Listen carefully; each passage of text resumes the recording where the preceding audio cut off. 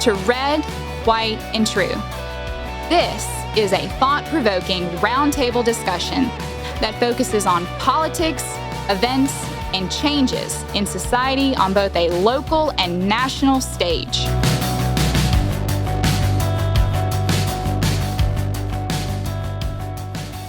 What is your pen, by the way? I haven't creeped close enough to see what it is. Yeah. My pen? Yeah. That's a Rotary pen. Is it? Okay. So Rotary has a society called the Paul Harris Society. Okay. And what it is if you give $1,000 to Rotary International Foundation, they become a Paul Harris Fellow is what they call it.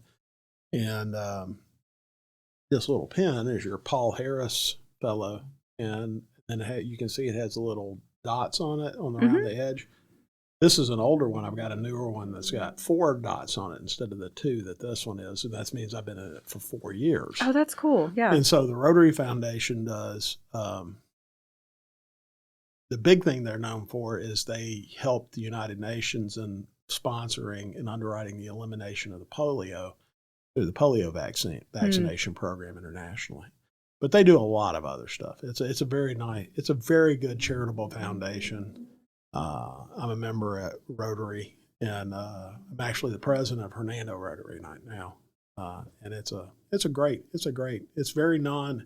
non-political though, so right. I have to get off of that, especially now that I have my wonderful the dark MAGA. Dark MAGA, Make America Great Again, my Elon Musk hat. I love it. So I just wanted to wear it to get started, guys, because I'm basking in the sunlight of a new day of a Republican Congress, a Republican Senate, and a Republican White House. I feel like, isn't it fitting to say Crimson Tide with an Alabama guy? I guess so. I mean, a red tide for sure. An old wave maybe, but it was a great Tuesday, November 5th, to see you have to think it is probably the greatest comeback in modern American political history. For somebody, I mean, Nixon lost to Kennedy in 1960 and then ran for governor of California and got defeated in 1962 and then came back and won in 1968.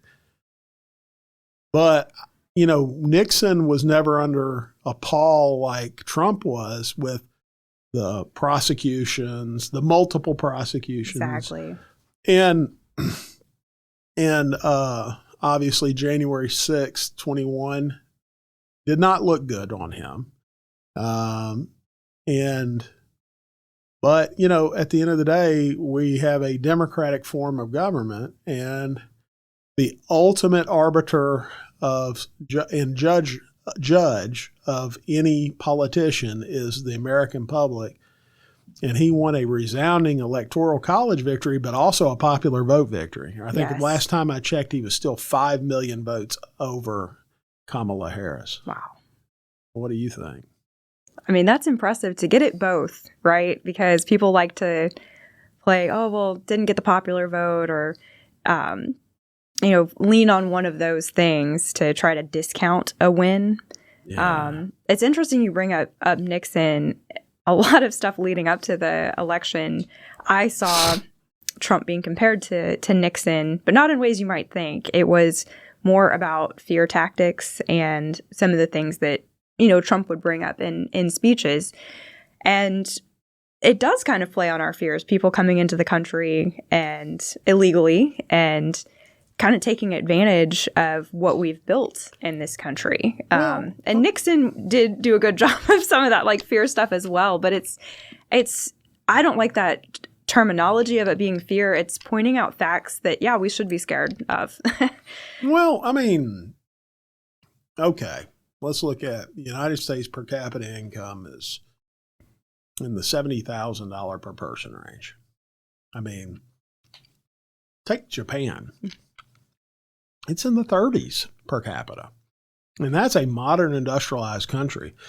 Our European allies are nowhere near our per capita income. And go to a place like China, which is supposedly the second largest economy in the world, they're 6,000 per capita a year. Right. It's not even close. No, there's no comparison. Yeah. So you got a country, South America, these people are what? Maybe $2,000-$3,000 a year. And all of a sudden they can come up here and work at the bottom of the scale, make 35. Land of opportunity. It's insane. There's of course they want to come yes, here. Exactly. There's nothing wrong with it. Nobody wants to go where the grass is brown. They want to go where it's greener, you know? That's a great point. All I'm getting at is, of course they want to come here. Right. And the problem we got is we don't have to take just anybody. Exactly. If you're hiring for a job, you interview and take the best of the best. And the people that are slipping in illegally, they're not going through the proper channels for a reason because of what their background is or the reasons that they're wanting to get into the country being nefarious. So yeah, I think that does speak to it. Well, see, I think that's where the Democratic Party. Well, first of all, I think the Democratic Party. What did they run on this time? They ran on, we're not Trump and we hate Trump. But what else did they run on? Only thing I can see, the only issue that I saw that they really ran hard on was basically abortion. Yeah. And they pounded it. And the rest of it, I couldn't really figure out what they stood for. Yes. I know in the debate, and I did end up watching all of it after the fact, but I'd already seen chopped up bits of it. And so then your perception's already a little warped on things. And people like to fixate on kind of inflammatory comments or things that are said off the cuff. Whereas Kamala, like everything is almost like a robot saying things and seemed very convoluted. A lot of her answers, like it was just words for the sake of saying words on things versus Trump ideas for policy. He's not there to talk about my 5-point plan. Here's all the details of it. It's here's my ideology. Here's what I want to do in my office. Not he kind of emotes almost. He does. Yeah, it's like this is my the passion feeling. comes through for sure. Where I think Kamala Harris really hurt herself was turning down Joe Rogan that last week, where he basically gave an open invitation. Yeah. Come here. We'll do it anytime you want to do it. You know, and both J.D. Vance and Donald Trump did that. Mm-hmm. And Rogan's weird because, you know, he's like, we'll let you talk about anything you want to talk about. And he will not get in your way. He will let you say whatever you want to say. He facilitates it. If you want to go down tinfoil hat rabbit hole, he'll let you. Yep. But what it is a real conversation, just two people hanging out, talking about whatever comes to mind. And what you do get is a real honest sense of who they are. Mm-hmm. Like I remember Trump in Rogan's interview, he was sitting there talking about, you know, Rogan, hey, well, what about the steal, the 2020 steal? And he could not give a good reason as why it was stolen. Rogan dug him out a little bit by talking about the Hunter Biden laptop suppression and but he didn't have a good answer for it. It's like he understood the 2020 election is not like somebody printed up ballots or necessarily.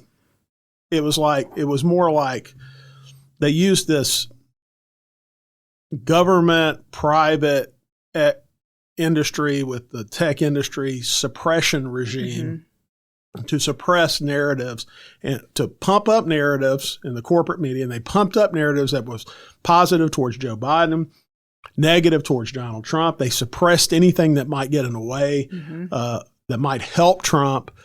And then because of COVID, Democratic lawmakers across the country kind of quickly passed rules and laws that only advantaged Democratic candidates. And so, was it stolen? No. Was it rigged? Absolutely. And there is a nuance. Yeah. There's absolutely, because one is still legal if immoral and unfair. Right. But it's still necessarily legal.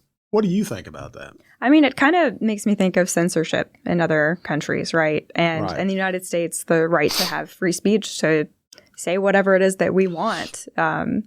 It's our right here. And in other countries, they don't have that at all. It's a privilege by a few. I don't think we've had it here in this country for the last 4 years, at least until Elon Musk took over the X platform. Now, Twitter, now X. Right. Did you see the video that Trump released today? I did not, actually. So it just came out not too long ago on Twitter from the Trump, and he's talking about when he takes over, he's calling for Congress to pass new laws that outlaw government from being able to request tech platforms or media to suppress anybody's speech without a court order. He's also talking about how they're going to immediately prohibit anything like that from going on without a court order or due process. They're going to promulgate new rules to strip away some of the tech platforms' liability limitations that they currently have under Section 230 of the Millennial Digital Copyright Act, and expose them to liability unless they do certain things as far as for neutral content moderation. They no longer allow any type of misinformation or, those new Orwellian terms that have kind of been thrown out there. And he prosecute and fire bureaucrats that have engaged in any of that prior to him taking office. So, I mean, it was a really, really strong statement for the support of free speech going forward. Free and open speech with no limitations except the traditional limitations we normally recognize prior to this Orwellian democratic woke regime coming in the last, say, decade. Well, two things on that come to mind. You talk about basic things that we expect someone to have for just a standard of living. Internet is one of them at this point. Just in the current year, that's how it is. And with different social media channels, the phenomenon of being shadow banned is, insane. And they were talking about eliminating shadow banning, eliminating content throttling. That's what I was hoping, because that's even more infuriating, because you're literally screaming into the void, whatever your opinion is, whatever your thoughts are. Yeah, right before I came here, sinister. I went to the DeSoto County Republican Party Facebook page and put the president's statement up on that, so you might want to look at it. I will, It was very interesting. But we've got to do something. Listen, I'm a big believer that the only antidote to speech the only antidote to bad speech is more speech and good speech and correct speech. So if somebody's out there promulgating what I feel are lies, then I need the same opportunity that they have. If they want to push their lies, then I need to have the same opportunity they have to counter their lies with good information, and we will debate it out, and the public at large will decide the truth.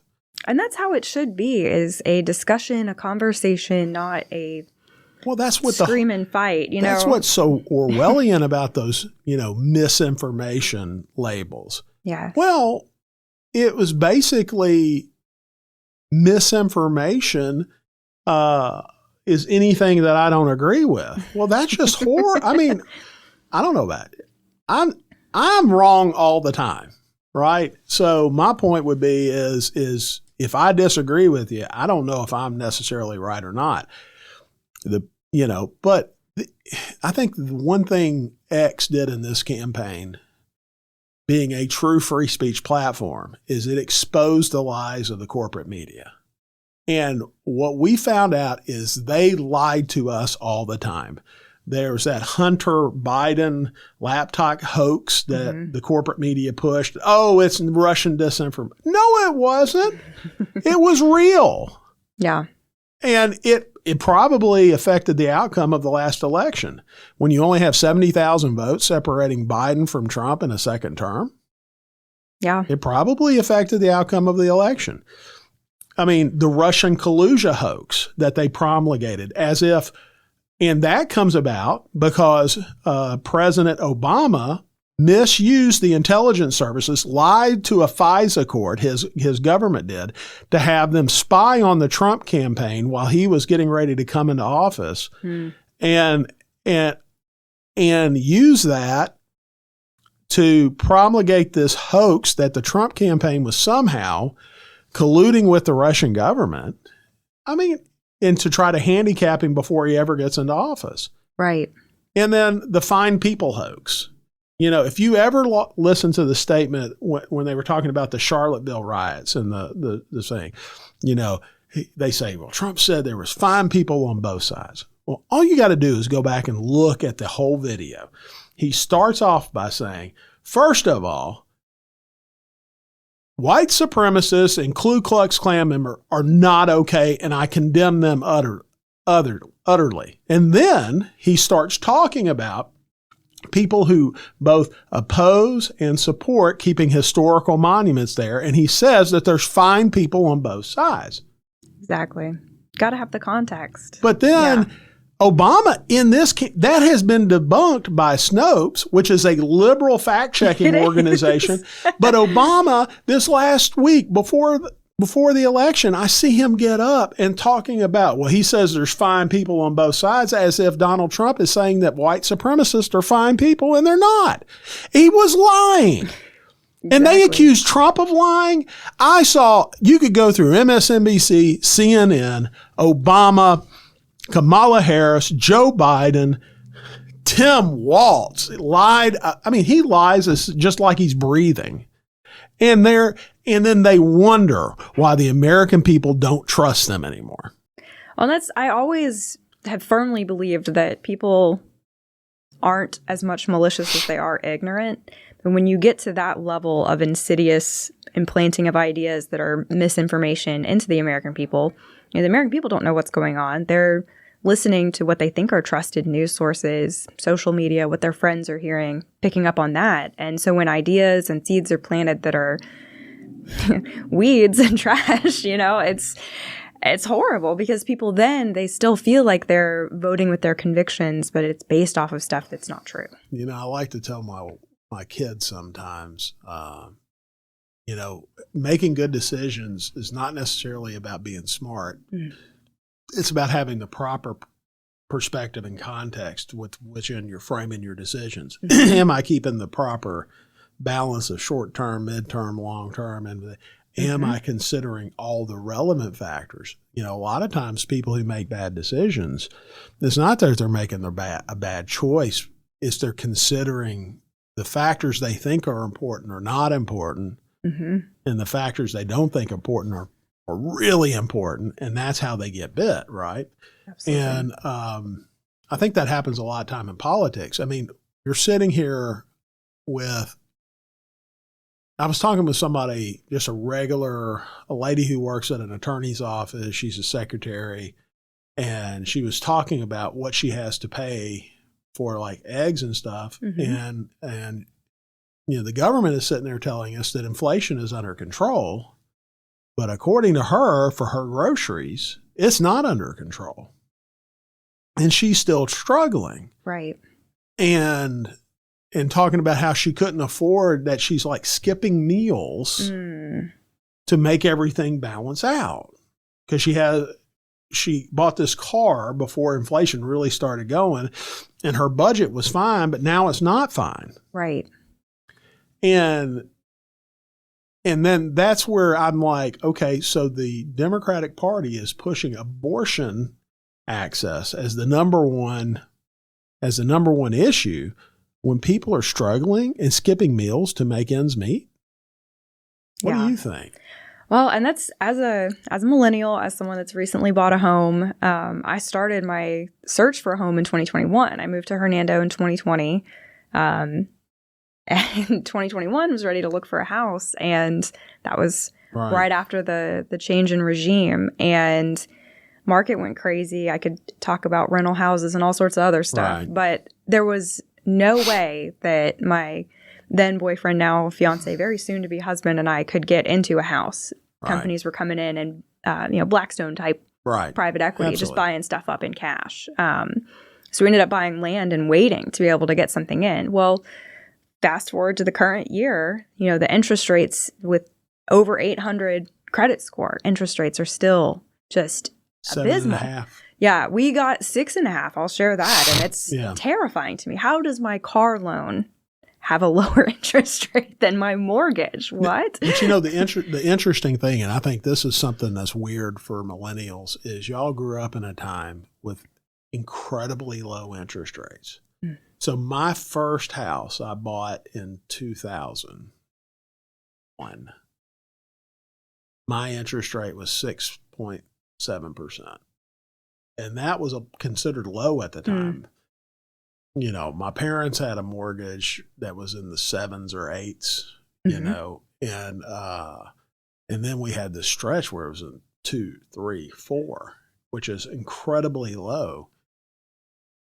We're probably a little high right now, but a 5 to 6 interest rate historically is about average. 5 is what I had been hoping for, just seeing where everything had been at. That's where I was like, maybe it'll settle by there. I think the problem with interest rates is, somebody was asking me this the other day because I do home building. It's one of my jobs. And they were like, well, the Fed's reduced interest rates by 0.75 of a point, but mortgage rate's gone up. Mm. And I was telling him, I was like, well, that's because the 10-year Treasury note is where the mortgage rate is hooked to. And so the reason it is the Fed rate is the overnight discount rate that the Federal Reserve will loan to banks overnight.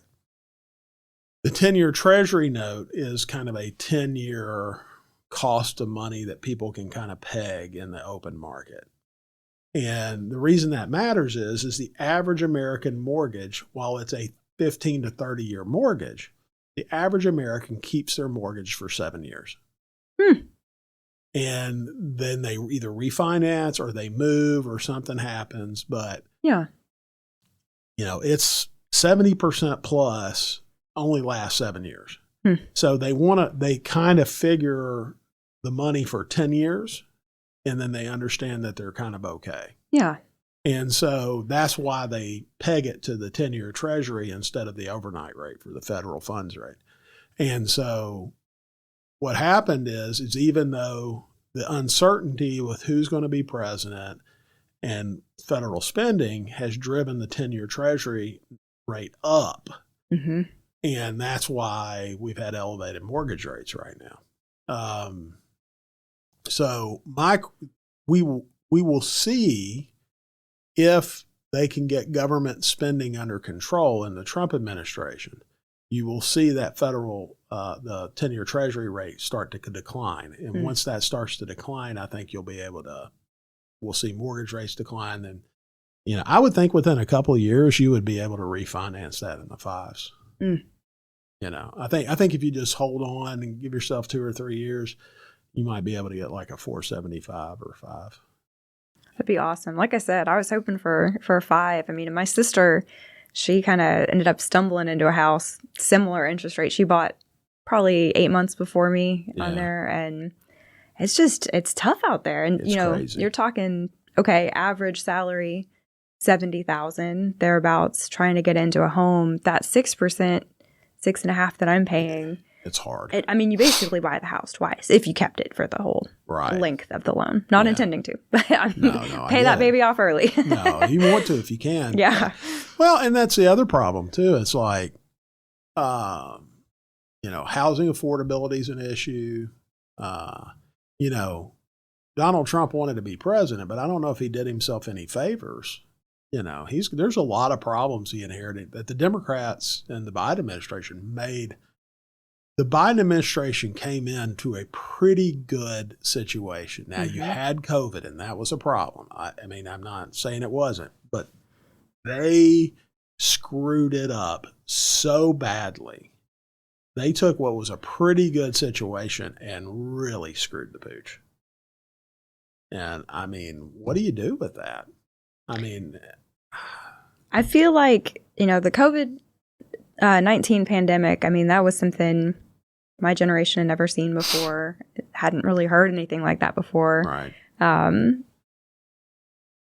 I've traveled a lot across the world. I haven't been to Asian countries. I know they tend to wear masks and stuff all the time, but I remember just how dystopian and weird it felt walking everywhere with the mask on and stuff. But the Trump administration, they did a good job of getting money to people that needed it to make ends meet, because there was that total loss of income. Anyone that was working in restaurants, anyone that was in a kind of volatile market, you had no idea what tomorrow held there. Right. But by the time Trump left office, and it had leveled out. It had already let it out, and people were already going back to work. Exactly. And then they just started throwing money everywhere. I always remember, Larry Summers was Treasury Secretary under President Clinton, and by all measures, a progressive economist. And he told them before they started passing these bills that they shouldn't do it, that it would stoke inflation. And they just did it anyway. Just went for it. Well, and you look at that, Trump administration injecting money into Americans' pockets to be able to get by, and that didn't but they lead did just enough. Exactly, and that's what I'm getting at. He really kind of rode that line to make sure everybody was okay. Well, that's because he understood business, he understood economics, and Joe Biden, all he's been doing his whole life, he's been a politician and a corrupt politician at that, taking bribes. He's never had to earn a real living. That's my opinion, but, I don't think he's, he's not a competent man. I think we've all seen that these last 4 years. But, no, I at this point, it's okay, but you see the corporate media and the Biden administration, how incompetent they were. It even goes down to their messaging. I was listening to the White House press secretary. Before Tuesday, she was talking about how Trump's Hitler. Trump's an authoritarian, a danger to democracy. And the day after, I think it was on Wednesday, we're going to ensure a peaceful transfer of power. We're going to do everything we can to help the Trump administration get up. I'm like, what's going on? Is he Hitler or not? Right. Because if he is, then you should. What are you doing? Exactly. Yeah. So, what is this? They don't even believe their own lies. And that's the thing, sarcasm is probably the lowest form of humor, right? Right. Imitation is the most sincere form of flattery, and name calling. If you've got nothing of substance to say about someone, you call him Hitler, I think, right? I don't know. But we had Trump for 4 years. Everybody we know what we're getting. He was not Hitler. No, he was not There Hitler. were no concentration camps. There were no... He wasn't a politician. That was a big part of why in early 2016 campaigning, people were like, this is a joke. This isn't really going to happen. He probably just entered this as a laugh.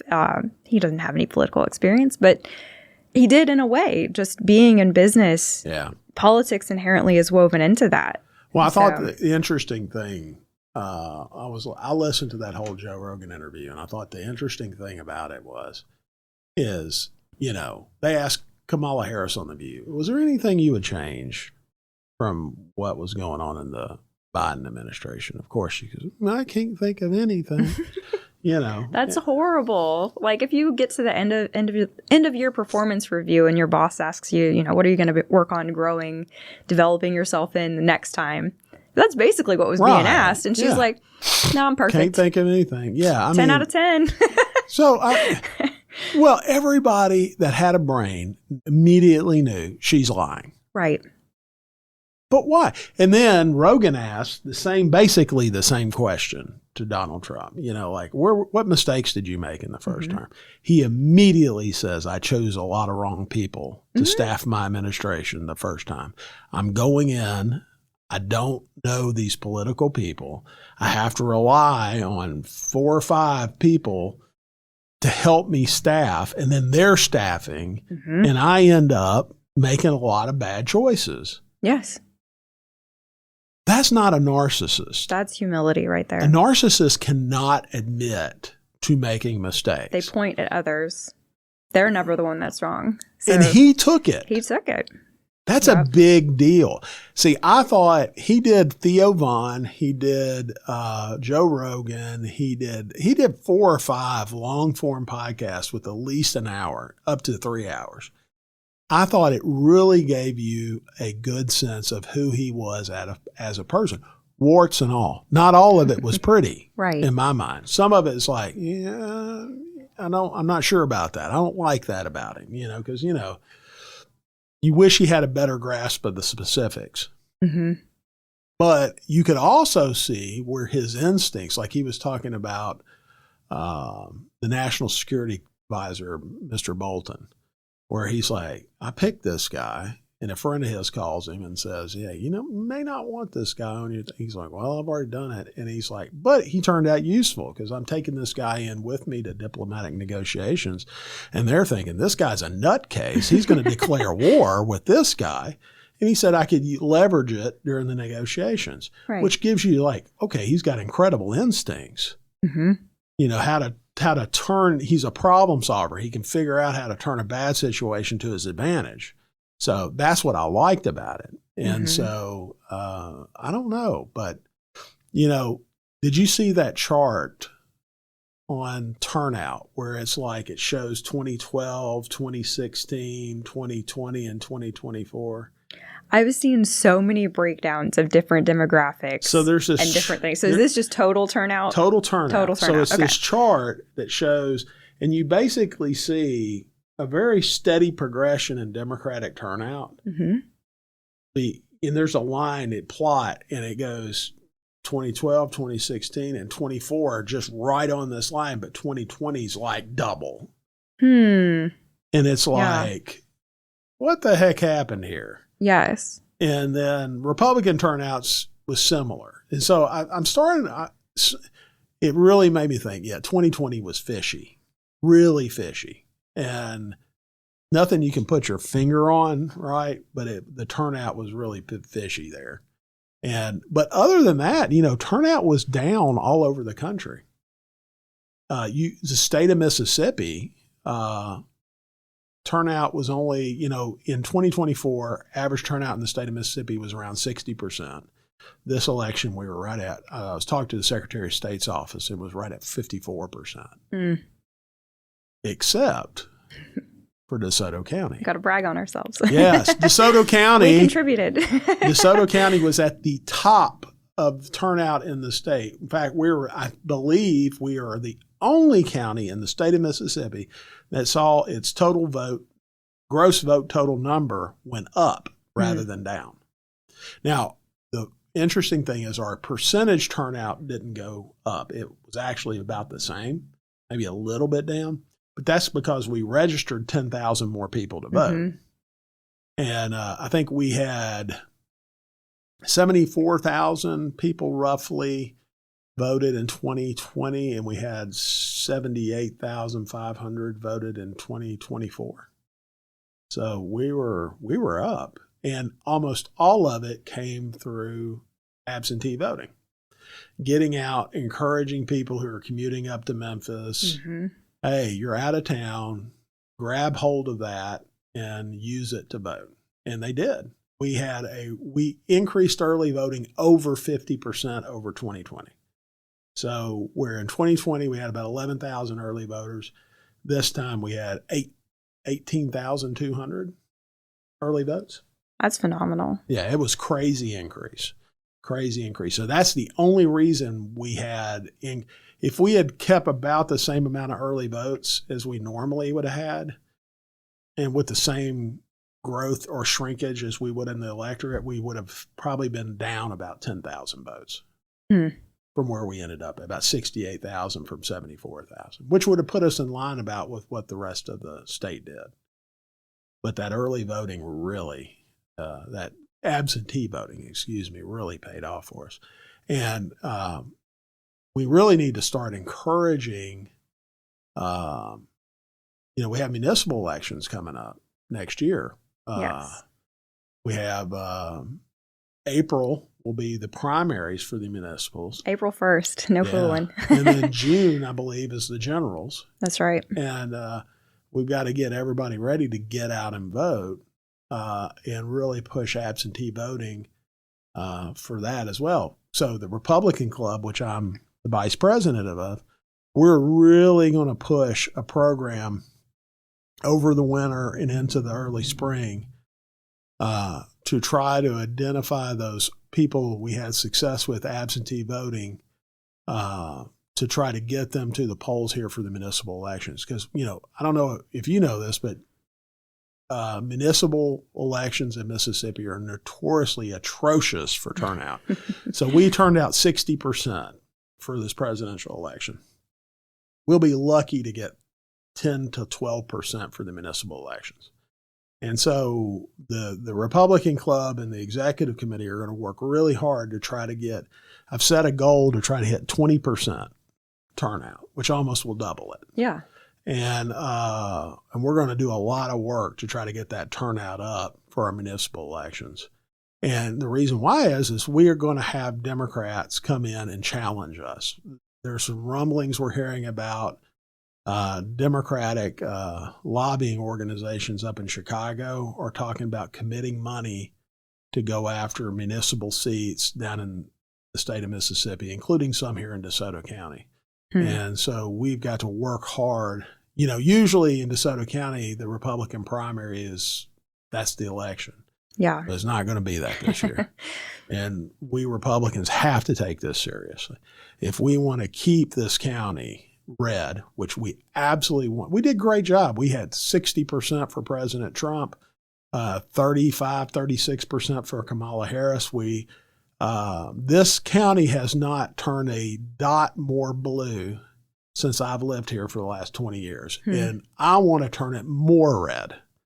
And but it's going to take us fighting and battling. We can't sit on our laurels. We have to go after it.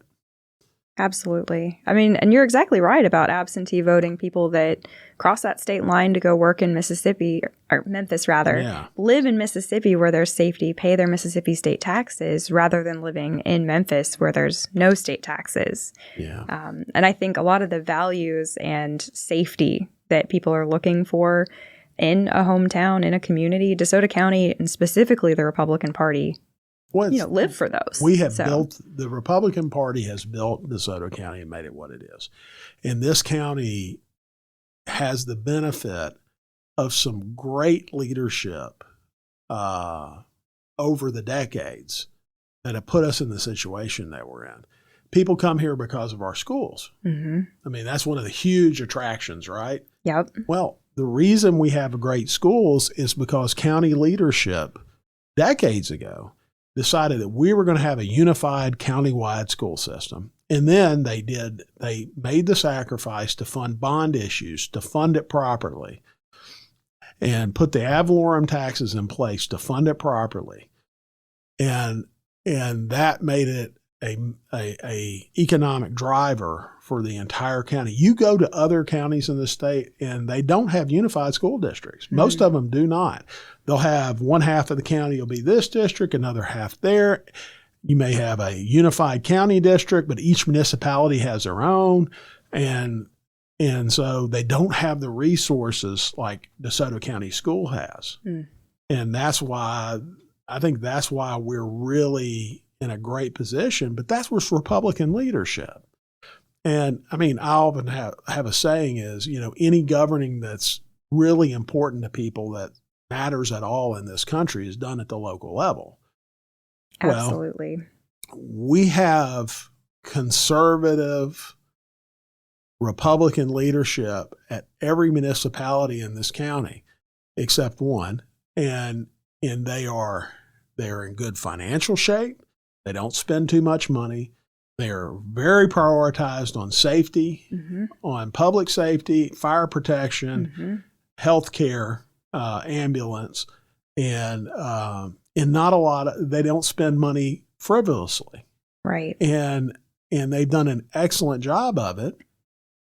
So what I would tell people, when you move down from Memphis, bring yourselves, bring your money, bring your kids, and leave your democratic ideals behind. There's a reason you're coming here. There's a reason you're coming here. We don't want to change it. We want it to be successful. I'm originally from St. Louis, Missouri, and Yeah. that's the little blue dot in the Is red it really? of Missouri.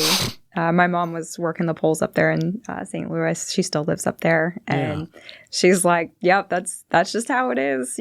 Helping everybody vote there and knowing it's for a different party, but being neutral on everything. But there's a reason why I live in Hernando and not St. Louis or any other city that I could, And Yeah, you said when you moved here, it was unlike anything you had kind of ever experienced, wasn't it? it was early May. It was the first time early May 2020. It was the first time I ever set foot in Hernando. I'd driven past it on the highway. I knew of people that lived in Hernando, but I had never actually been here. And everyone was still wearing their COVID masks, but the farmer's market was open. I want to say it was May 2nd or May 1st in 2020. And went down there and got me a little cup of coffee and walked around. And I was just like, wow, this exists. At the time I was living in Kansas City, Missouri, and the farmer's market was not a local walkable thing. Was it not?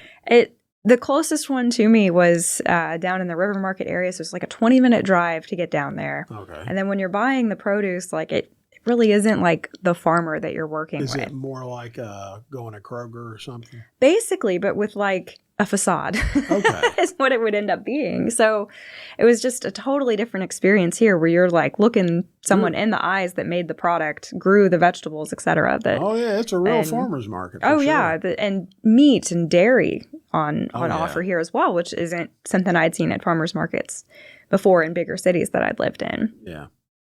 Yeah, it's definitely something unique in Hernando. And speaking of, the local government being where all the decisions and stuff are made, I've gone up to DC last year as well as this year to meet with some representatives lobbying on behalf of the chemical industry that I'm a part of. Sure. And it's so frustrating.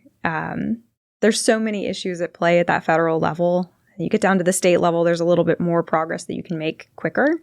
But when you get down to a county or even a city and you're unified and work together towards common goals, you can really make things happen. Yeah. And if you think your vote doesn't count in a federal election, it sure counts in a municipal. Because it absolutely when does. you're talking 10%, 12% coming out, if we're aspiring for 20 and we'd be thrilled with that, think how many, you know. Think about this. I know some wards in Hernando will have 700 to 900 people total vote in that ward's election. There's 6 wards, okay, and there's 21,000 people in the city.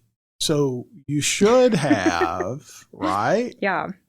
You should have 3,000 to 4,000 people in each ward. Yeah, thereabouts. And so I would say you should have about a population of 2,800 people, registered voters that should potentially vote within each ward.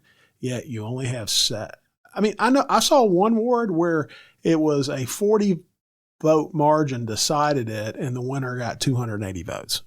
Wow. I mean, think about that. And so my point, I guess, being, is that really the will of the people? Well, yes, it is, because what I think happens is a city like Hernando or Olive Branch and these towns, we've run them so well for so long, people can afford to be apathetic. They get complacent on it and That's just right. think, oh, it's been good. It'll keep being good. But the problem with that is, what happens if the Democratic Party, because we have such low turnout, all of a sudden gets motivated and starts pushing their people to the polls? Mm-hmm. They can take it away, and then they can run our little community like they've run Memphis. Exactly. And so and I understand that you get busy and you don't want to turn out to vote. But that's where you've got to utilize and leverage absentee voting. If you have one of those qualifying reasons, including working in Memphis on the day of the election, you qualify. We need those people to say, hey, you know what? Maybe it's a little too hard for me to get down there because of my job or whatever, but I got 3 weeks before that election. I can go down to the courthouse and fill out an absentee ballot and do it that way. Yes. And that's what we've got to really encourage people to do. we've got to train people, those commuter voters who are living here, paying taxes here. We need your voice heard here. Yes. In that way, that gives us a shield to prevent this ridiculous Democratic governance from infiltrating itself down here in Hernando and Olive Branch and South Haven and Horn Lake. For sure. Yeah. I mean, we just got to do it. We have no choice. And if you're interested in learning how you can help us stop this liberal, wacko Democratic Party from making inroads into DeSoto County, I would encourage you on November 19th to come to the Hernando Golf and Racquet Club, where we'll be having a Republican club meeting. We have the executive director of the Mississippi Republican Party, Rance Bilbo, State Representative Rodney Hall, and Mr. John Williams, a local politico, where we're going to, and myself, and we're going to be talking about the lessons learned in the presidential election, and we're also going to be laying out a vision for how the Republican Club and the Republican Club members can help us drive turnout in our municipal and county elections that are going to be coming up over the next 2 to 3 years. And we really need you to come. We really need you to participate and help us to make DeSoto County great again. Exactly. Make Hernando great again. Absolutely. And this is the opportunity to have your voice heard, and going to meetings like that as well. You're hearing what the elected officials are dealing with and able to voice your concerns as well there. Yeah. No, it's important. It's a conversation too. Yeah. And you need to voice your opinion to your locals. They need to hear from everyday constituents what's important to you. That's how they know how to make. I mean, if they don't get your input and they only know what they know, don't get mad at them. Talk to them. First of all, I've never met a politician that didn't like to be talked to. Right. They want to have that conversation with you. Don't be scared. And so I think it's going to be, an interesting year coming up, and we'll see what happens. And hey, thanks for coming today, Lauren. I appreciate it. It's been a while since you've been on. I know. I appreciate the invite. This is like the perfect time to be on, I think, right after this election. Oh, yeah. This is going to be fun. We're going to get, I hope, the one problem with winning an election is now you have to govern and you have to deliver. You have to deliver on your promises, and you have to execute. Making promises is easy. Executing is hard. And we'll see what they do. I'm very hopeful. Likewise. And with Trump having a little time out of the office, too, is good. He's learned the mistakes that he, had mentioned. Oh, yeah. And won't make them again. I think he'll be a much better president. Even that, exactly. Well, what you learn from your mistakes more than you learn from your successes. Always, yes. Oh, I think he's probably learned a lot of lessons being in office. Well, that's it. Well, thank you for coming, and we'll up until next time, we'll see you in the next episode of Red, White, and True. Thank you.